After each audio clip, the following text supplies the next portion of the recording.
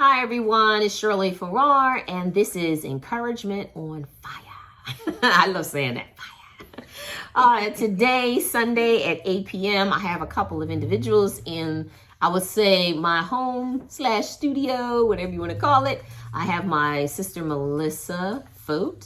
Say hello, Melissa. Hello, everyone. And I also have Elder Cynthia. She has stepped away for a moment, but she is coming back in. Say hello, Elder Cynthia. Hello. So they don't like being on camera. I'm going to one day get them on camera. But in the meantime, I'm going to talk to you person to person, okay, face to face. So today we are talking about a topic that I've been wanting to talk about it for a while. We have some family members and some friends that have encountered this chronic disease called lupus. And as we're working in the community, in our community projects under the House Breach Restoration, we are trying to make sure that our local community, from some of the donations that we're receiving, our local community are getting assistance in some things. Because, you know, we're not those larger organizations that are contributing most of their donations to research and different things like that. That's what they do. And you have to know what your brand is, what you are supposed to do for your organization. And our organization is going to help our local community. So we're in New Jersey, and that's where we're starting. Now, we're not going to say this is not going to become a global or international thing. But right now, this is where we are. And the vision is to help those that are in our local community. So one of the chronic diseases is lupus. And, you know, we gather some information from lupus.org and also the Lupus Foundation of America, which I believe is very much the same thing. And you can grab from the Mayo Clinic, there's information about lupus. But, you know, let's really dive in and talk about how it affects Americans, how it affects people. There's 1.5 million Americans that are living with lupus. Okay. And so it's widespread. This is something that needs attention drawn to it.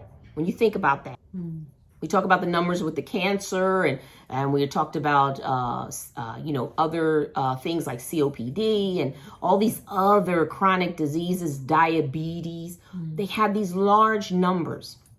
So let's talk about that. What are some of the symptoms from individuals that have lupus? Now, I'm going to say these symptoms, and I want everyone who's in the room, I want you to think about it. That sounds like me. I'm just being honest. That a lot of our chronic diseases are very similar. And we have to be careful that we're not misdiagnosed, because then you're going down a different treatment where that's not going to really work for you. You need to be doing something totally different. So some of the symptoms are you're tired. I don't know about y'all, but I'm tired all the time. So. But I don't have lupus, right? All right. There is hair loss. Now, over the years, I have lost hair. I don't know about the rest of y'all, men, women out there, you've lost some hair. So you're thinking, wait a minute. Joint pain. As you get older, guess what?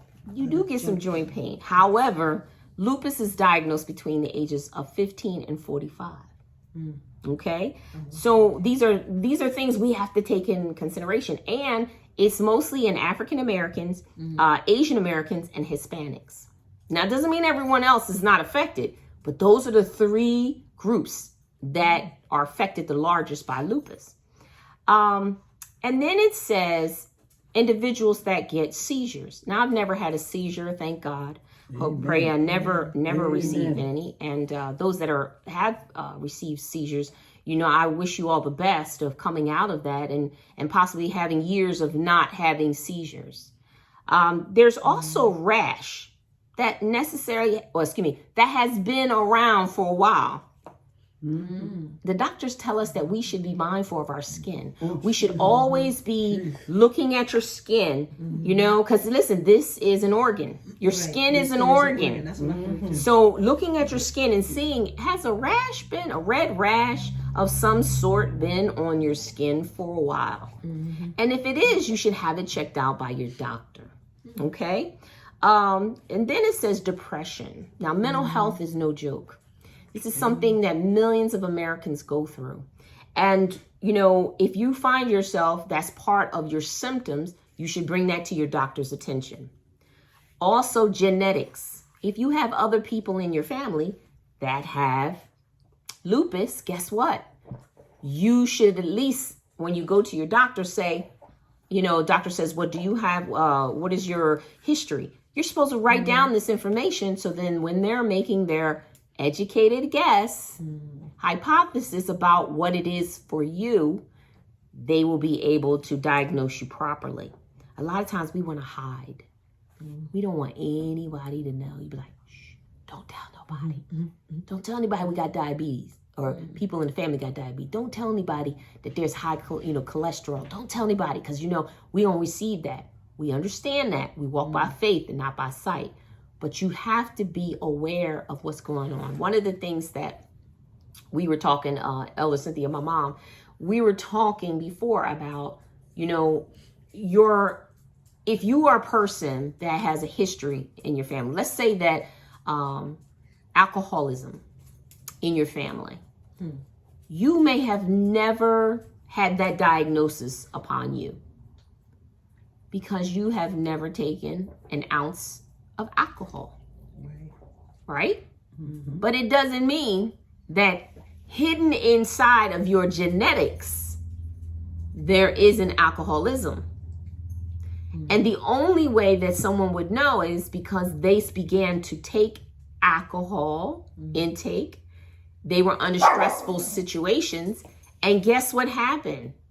All of a sudden, they become, susceptible to, I have to have alcohol all the time. I have to have more alcohol. I have to have more alcohol. And now all of a sudden, instead of them having an occasional drink, one drink or two drinks a day or whatever it is, now they're drinking every day when they're stressful, not stressful, in the morning, all those type of things. But think about it. That individual, if they had never drank, would not be, alcoholic. Now, I looked at that and I said, that goes with anything else that we do in life. Think about that.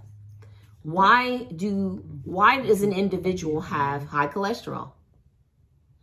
Because they tapped into eating things that cause high cholesterol. Think about that. If they had never eaten certain foods, would they have been diagnosed? When you're thinking about any type of chronic disease, it started because of our diet, our lack of exercise, and anything else that goes into what the doctors say, you need to do this, or this is what may happen based on your family history. Okay, so I'm going to move on from that. Also, it says something about chemical. Your exposure to chemicals. So it could be you going as innocently to the hairdresser using chemicals in your head, or the chemicals that you use in the store. It having certain chemical compounds that ignite, and now it's causing the lupus in your body. I know everybody's like, what? This doesn't make sense, but it does. Hormonal. If you have an imbalance in your hormones, it can also contribute to you getting lupus. Infections, flares up, ignites the lupus in some people's bodies. And then photosensitivity. If you're going out in the sun a lot. See, it's so innocent. You can live in parts of the world that there's no sun. Never be subject to lupus or anything, any type of disease that is related to sun sensitivity.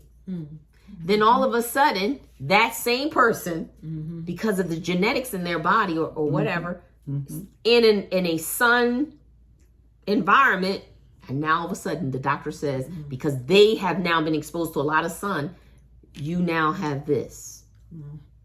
Do you see how, I always say it seems like it's so innocent. Like what? Too bad you can't get Where another individual with that same environment, same eating habits, but their genetics, their body is totally different than another individual. And it ignites something totally different. So you guys give some feedback on that. Come on, y'all sitting here, let me talk and everything. I was thinking about looking up healing your gut Okay. because it's something I'm going through with my skin. And then I pulled this up, Okay. Heal Your Leaky Gut, and you can order the book through Target. Okay. If I could say the name of the book and who it's by. Well, let's check the book out first before we go. Because he's got some hidden cause of many. It's a doctor also. He's got hidden causes of many chronic diseases, and lupus is on there. Okay, all right. Since it's MS a is doctor, on we there. can say the doctor's name because, like I said, most people who have gotten to that level, Right. they have know a what lot they're of talking credibility behind them. So, Yes. who is the doctor, Mom? Dr. David Brownstein. Okay, Dr. David Brownstein. And what's the name of his book? It's called Heal Your Leaky Gut. Heal Your Leaky Gut. So if anyone's interested in that, that particular book and that doctor information, make sure that you look into that because your gut has a lot to do with how your body processes or digests the things that go through your body. Go ahead. And it also has joint and muscle pain, arthritis, digestive complaints, which I've gone through. You know that. They got Crohn's disease and a few others, headaches, depression, anxiety, ADHD, lupus, MS, type 1 diabetes, chronic fatigue, low energy, itchy skin. It's something that Mom is saying all of these things. These are a lot of the symptoms of someone who has the lupus. And the joint stiffness and the weight changes Or too. leaky gut. But leaky 'Cause gut, leaky gut But that's what I'm causes saying. that. Leaky gut it seems like all of the symptoms she said, as well as the ones for lupus, are all intertwined. And here's the know? ones that I've been going through. The itchy skin, rashes, eczema. And I've been going through that for a long time. So this made me want to look up Right. how to heal your gut. Because they said that that's where a big problem is. I think the leaky gut is Seasonal definitely allergies in that too. right. Leaky gut, seasonal allergies, all of I'm gonna those get that things make a difference. So as Elder Cynthia reads that book, maybe she can provide us some I'm more gonna get that information in the up and coming podcast. But I want to give you guys the definition of Lupus Foundation of America. Lupus is a chronic, long-term disease that can cause inflammation and pain in any part of the body. So when we were talking about the symptoms, any part of the body is affected. It's an autoimmune disease, which means that your immune system, the body system, that usually fights infections, attacks healthy tissue instead. That's crazy. Let me tell you why.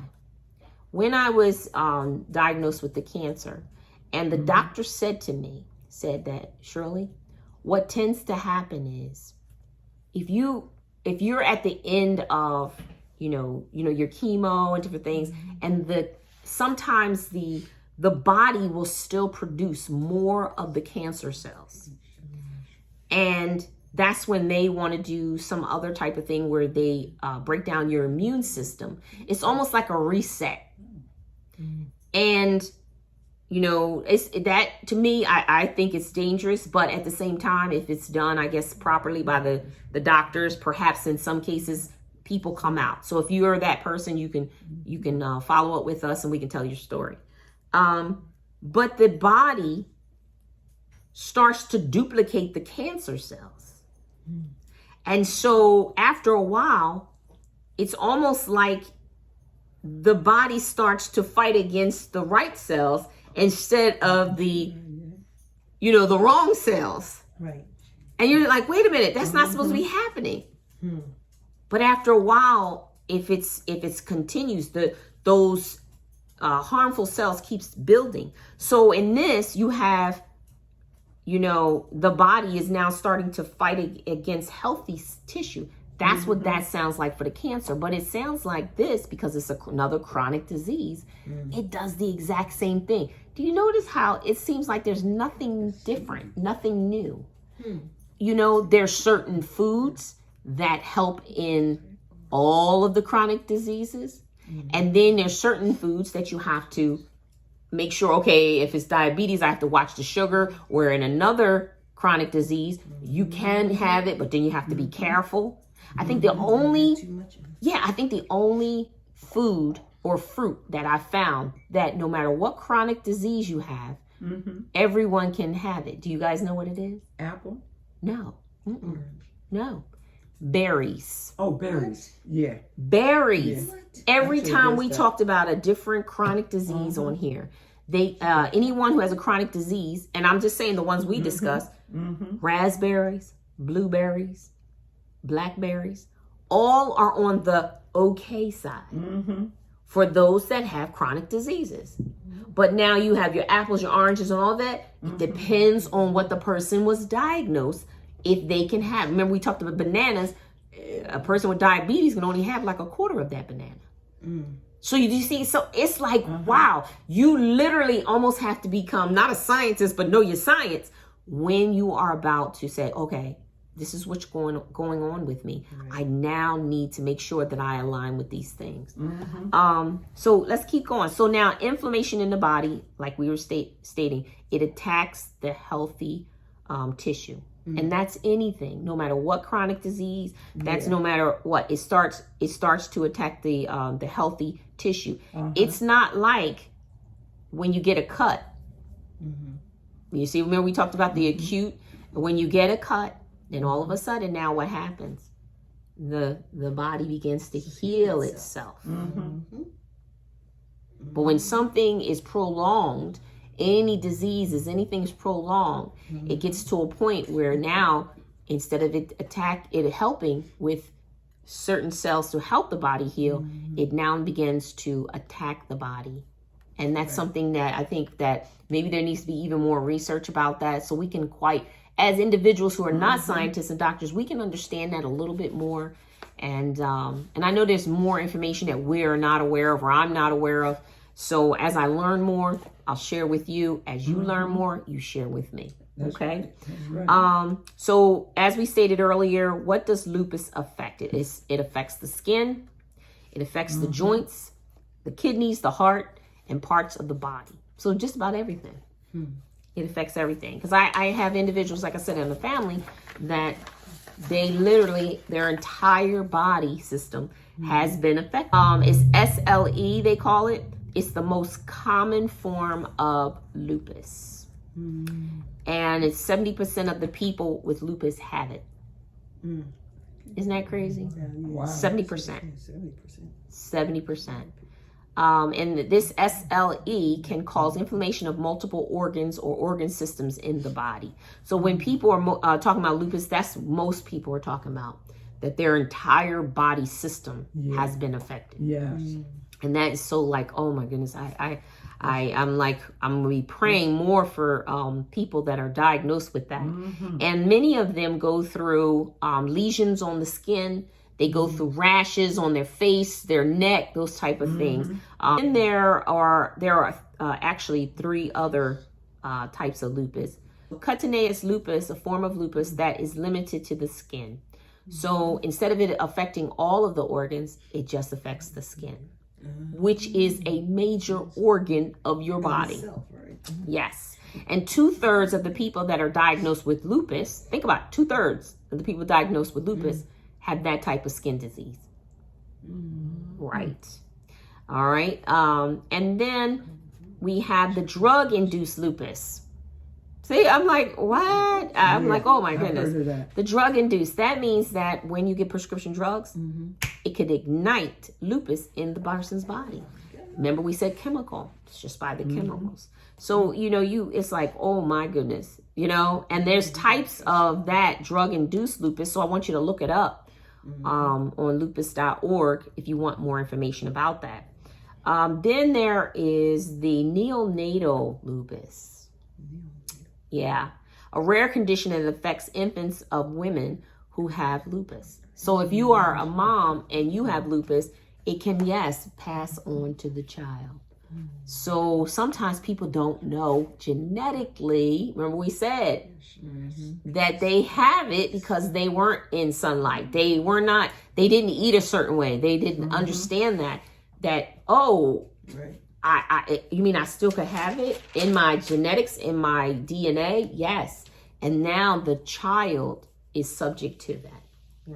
Right. And a lot of times, probably when women are, before they get pregnant, they may not have lupus, but then all of a sudden, when they get pregnant, you know how the body chemicals in your body change, and all of a sudden they may have it, and then that's when they pass Absolutely. it to Chemical, hormonal. you Remember go. it said hormonal. Yeah. So between chemical and hormonal, absolutely. Absolutely.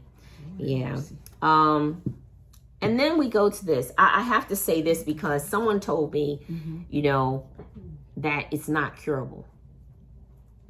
Somebody told me it wasn't curable. Now, I'm not going to sit here and tell you this because I'm not a scientist, okay? I'm not going to tell you that it's not. I'm going to give you a new perspective. So sometimes we are told that diabetes, it's not curable. Okay. Sometimes we are told that, you know, what else?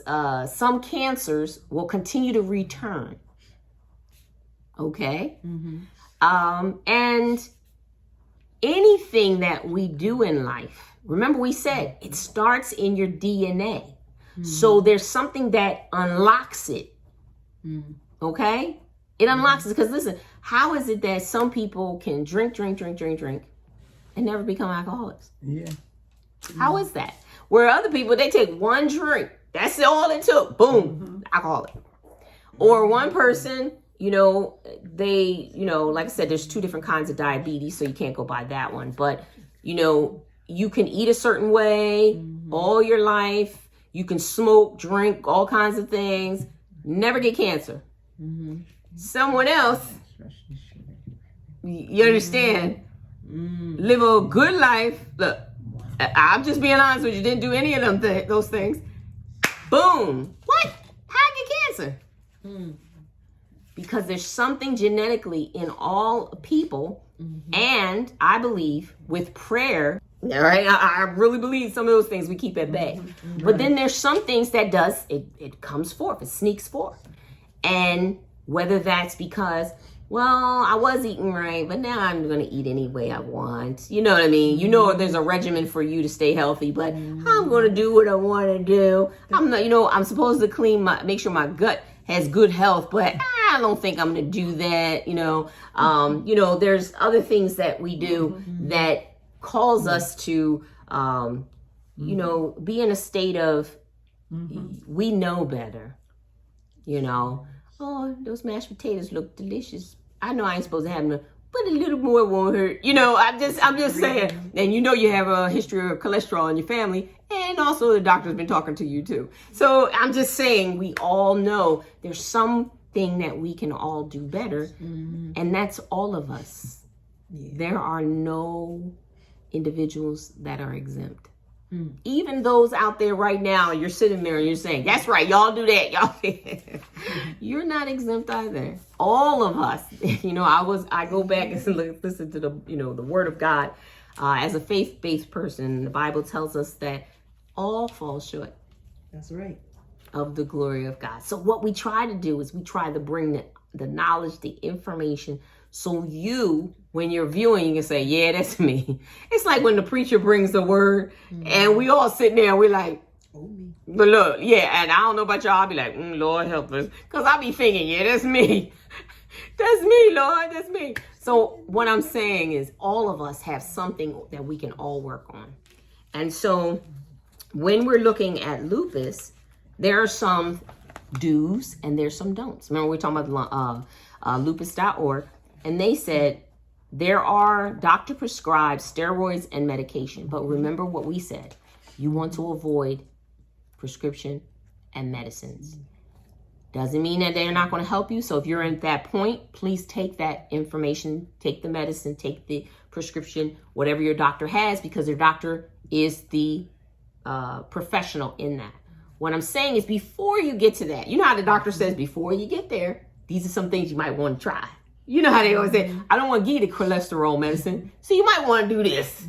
I don't want to give you diabetes medicine, so you might want to do this, you know? Right. Or I see some numbers in your blood work, and you might want to do that. You know how they tell us that. And we don't hear them, and we ignore it. Like we don't hear it. Yeah, we act like we don't hear it, and we ignore it. Or we do it for like a month or so, and then all of a sudden we back to the same old thing. See, I'm just talking because I'm the same. So one of the things that they say to do is to drink lots of water, and your diet is key. So if the doctors are saying your diet is key, that means that whether we consider it curable or not, there is something that you can do to keep it at bay. Not saying you still won't be affected by it, but it won't be the most prevalent thing in your life. So they said eat fish. Must be something in it. Now, if you can't eat seafood, please don't be eating that, because that's not going to help you. You see what I mean? Mm-hmm. So you're going to have to try something else. Maybe some omega 3, 6, whatever, that can help you, whatever you're getting out of the eating the fish. It says to eat whole foods that are easily digestible. So when we're eating our foods, a lot of times we do all these diet foods. Eat good food that's easily digestible. So if you were having like beans, you know how you soak beans? Right. Now those beans become nice and easily digestible. I do brown rice inside my little cooker.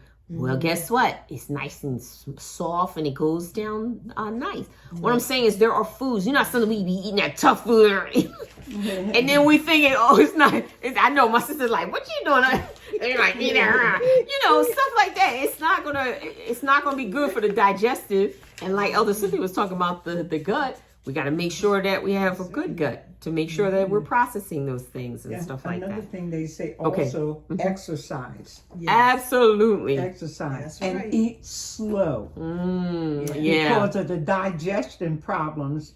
That's good. Absolutely. It goes with that stomach, that gut Absolutely. problem. What I started to do when you had mentioned that a while ago for me, Mom, what I did was I have these little small spoons. Everybody knows them little the little teaspoons. So instead of using the big spoon when I'm eating my cereal, what I tend to do is I go and get one of those small spoons. So now I'm forced to eat smaller bites.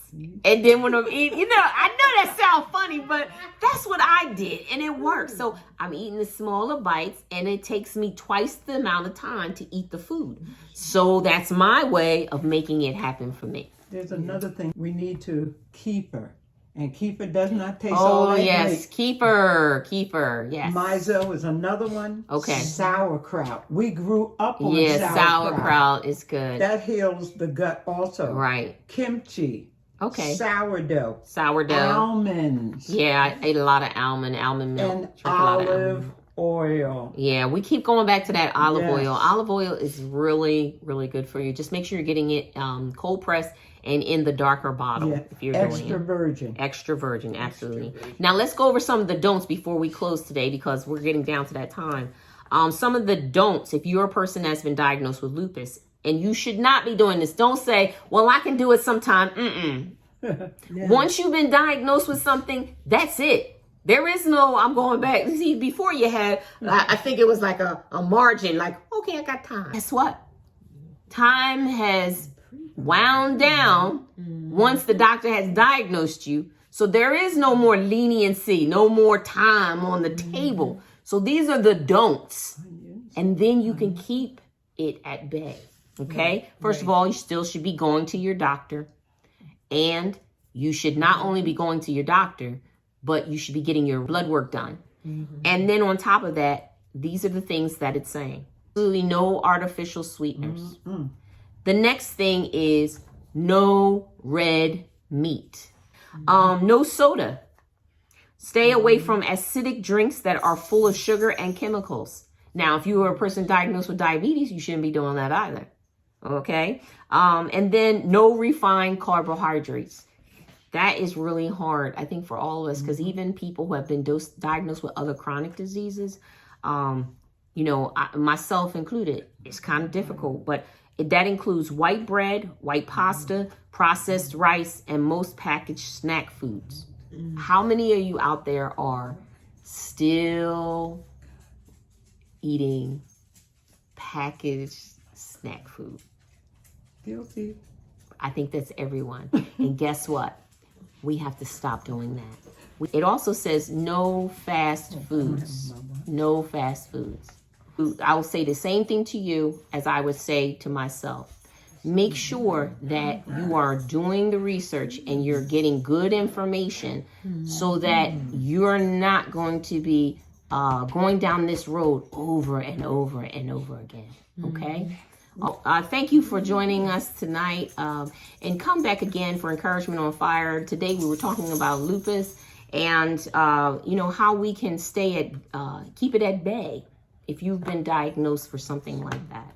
And if you have any other chronic diseases or different things that you're going through, make sure that you send us an email, send us some contact information, put a little post in there so then we can go over some more things, okay? I'm Shirley Farrar. I have my guests in the house with me, and this is Encouragement on Fire. Come and see us again. Talk to you soon.